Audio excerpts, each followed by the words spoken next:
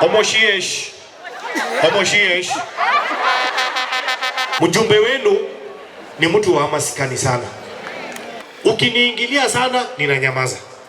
Lakini ukifika mahali ukiniweka pressure ninakasirika na mimi ninakujibu. Mimi ni mzazi kama nyinyi. Na ni kiongozi ambaye mumenipa nafasi. Kuna mzee mwingine ananitafuta maneno. Anaenda kwa matanga, anazunguka kila mahali, anasema ati janda ako na kura ngapi? Ati aba indi chikura irenga babu ate. Abarabu, si ni ujinga na ukumbafu? Ni ujinga na ukumbafu ama ni yote? Na mimi ninaambia huyo mzee ambaye anajielewa, mimi sikufute yeye kazi kama waziri katika taifa la Kenya. Omoshiesh. Unamjua Omoshiesh? Omoshiesh. Ule chairman ya huko Kenyomba.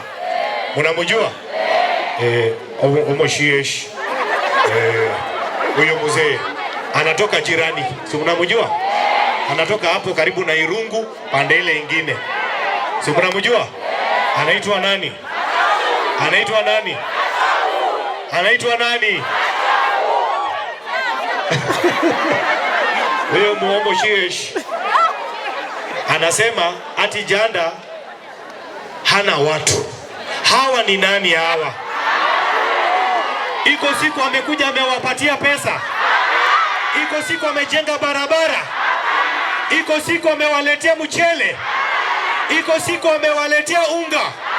Iko siku amewaletea sukari. Hata sadaka ya kanisa ameleta.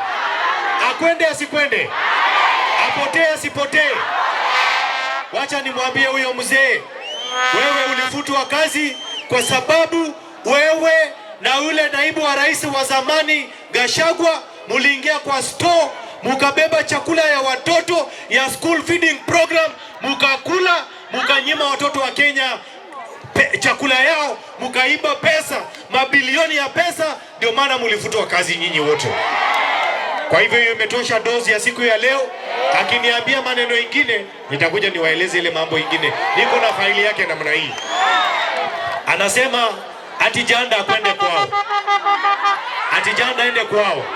Kwao ni wapi? Mimi si nimezaliwa hapa. Nimezaliwa hapa Kisii.